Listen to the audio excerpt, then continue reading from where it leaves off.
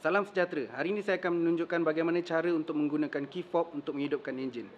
Pertama sekali, kereta anda mestilah dalam keadaan berkunci dan kemudian kita perlu menekankan butang lock sebanyak 2 kali dan start button. So, mari kita cuba.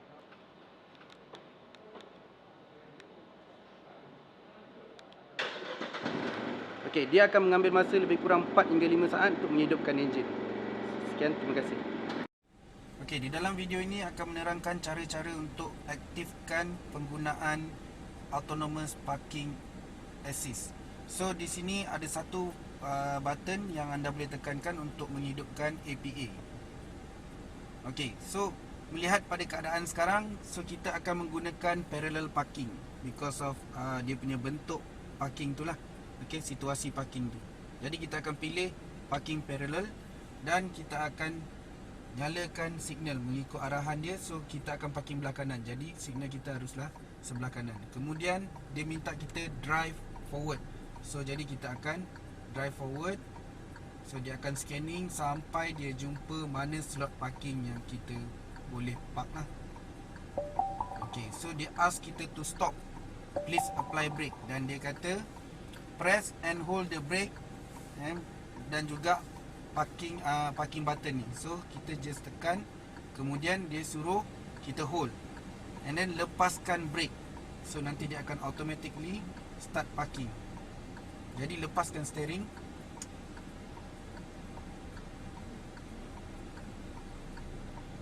Okay, steering berpusing sendiri.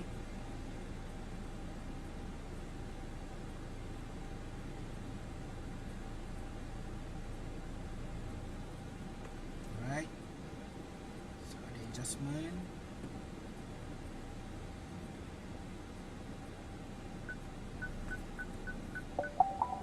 Okay, selepas selesai dia akan tulis parking is complete. So kedudukan gear pada gear P dan anda telah parking kereta dengan selamat lah. Okey, setelah parking, jika anda ingin keluar daripada parking, sama juga anda boleh menekan button P ini, APA, dan pilih parking out, parallel parking out. Okey, kemudian anda bagi signal kalau kita mau keluar ke kiri dan kita akan bagi signal kiri dan kita tekan brake, kemudian tekan parking switch. Okay, and then release the brake. So kenderaan kita akan keluar sendiri sampai tiada halangan.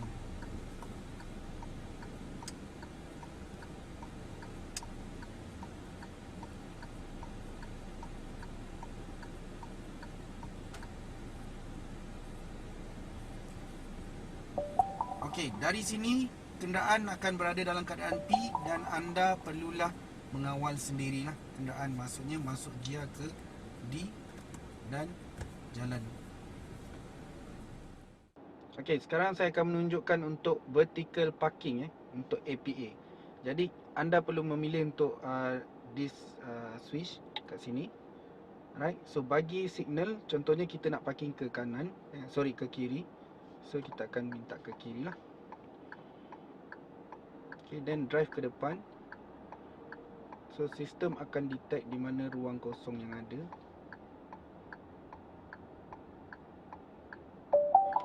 Okay, so brake sama seperti yang lain.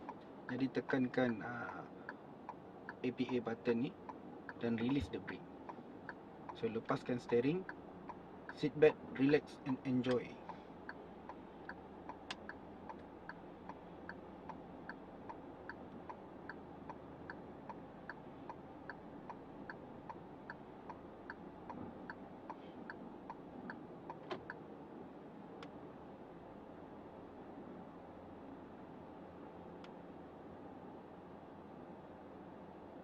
Okay, so kenderaan akan mengadjustkan kedudukan dan akan masuk ke dalam parking.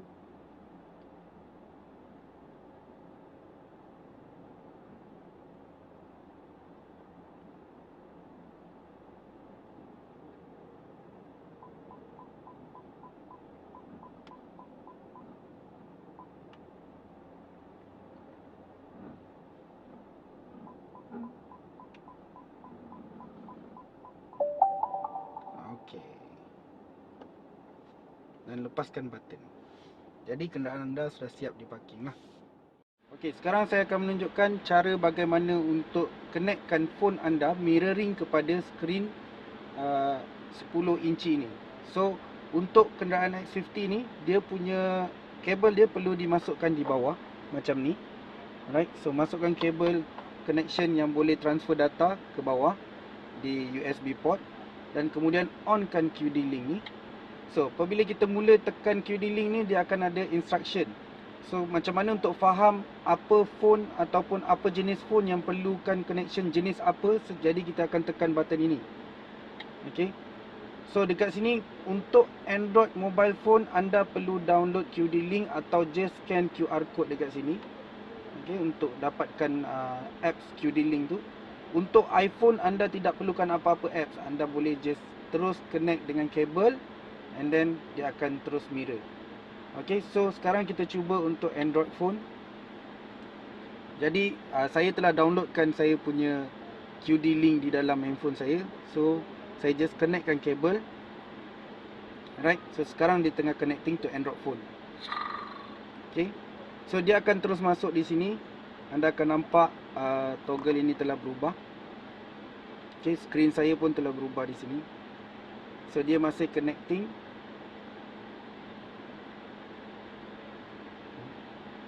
Saya cuba sekali lagi.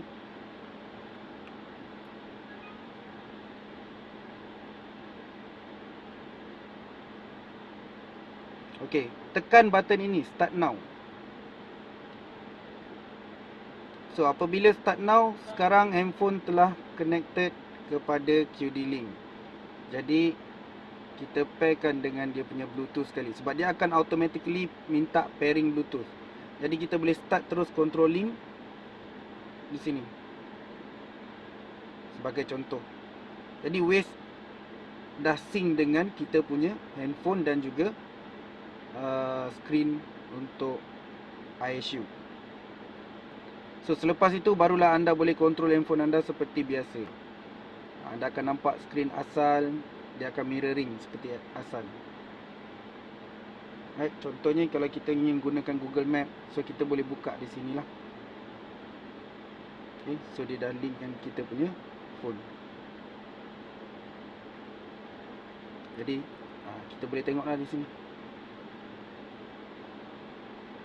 Okey, itu untuk Android. Okey, untuk iPhone pula, just connect, tidak perlukan apa-apa apps tambahan. So dia akan tunjuk di screen ISU connecting to your iPhone. Okey, so kita just trust this device ataupun this computer. Tekan dan masukkan passcode anda. So dia terus connected. Macam itulah dia akan mirroring. So ini adalah cara bagaimana anda untuk buat mirroring pada ISU X50. Okey, sekarang saya akan menunjukkan cara-cara untuk menetapkan tetapan lane keeping system. So anda boleh menekan button ini untuk kontrol kepada meter cluster dan kemudian pergi kepada setting dan masuk ke dalam vehicle. Di dalam vehicle anda akan jumpa LKS, iaitu lane keeping system, di mana di sini anda boleh disable dan enablekan lane keeping system anda.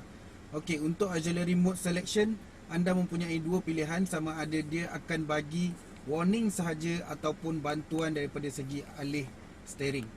Okey, so untuk feedback pula, dia ada jenis yang vibration pada steering dan juga hanya ada audio sahaja. So ada dua pilihan untuk feedback warning. Okey, sekarang setelah kita aktifkan, maka kita punya lane keeping system dah teraktif. Sekian, terima kasih.